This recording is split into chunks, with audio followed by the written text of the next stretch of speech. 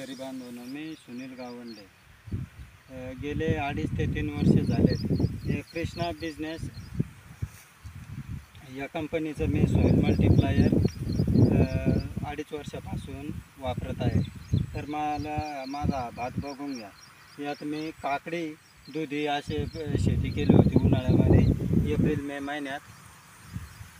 तर त्याला मी नॉर्मल 15-15चा हात म्हणजे जवळजवळ पाऊण ते सव्वा एकर भाताला एक गोणीसुद्धा याचे दिले नाही 15-15चे. आता त्याला मल्टीप्लायर मिक्स करून आणलं युरिया खताला याच्यात. तो व्हिडिओ मी टाकणारच आहे, टाकणार आहे आपल्या ग्रुपला.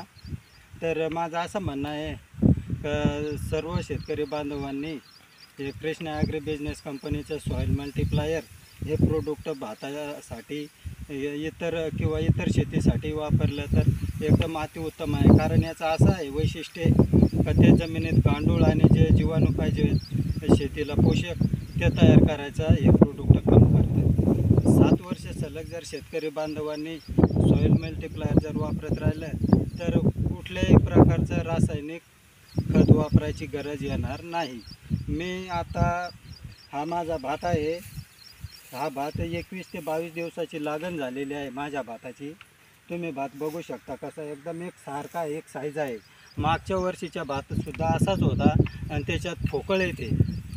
आपल्या भाषेत फोकळ सांगतो कारण त्याच्यात भातच आलेला नसतो. त्याचंसुद्धा प्रमाण जवळजवळ 70% कमी झालं. म्हणजे माझं मागच्याच वर्षी 70% उत्पन्न वाढलेलं आहे. तर माझं असं विनंती आहे का सर्व शेतकरी बांधवांनी युरियासोबत टाकता येईल आपल्याला. तसं टाकता येणार नाही. आता भाताची आपली लागवड होऊन जायला आहे त्याच्यामुळं युरियाला चोळून घ्यायचा. असं बादलीत भरून आणला तर मी भाताला वापरणार आहे.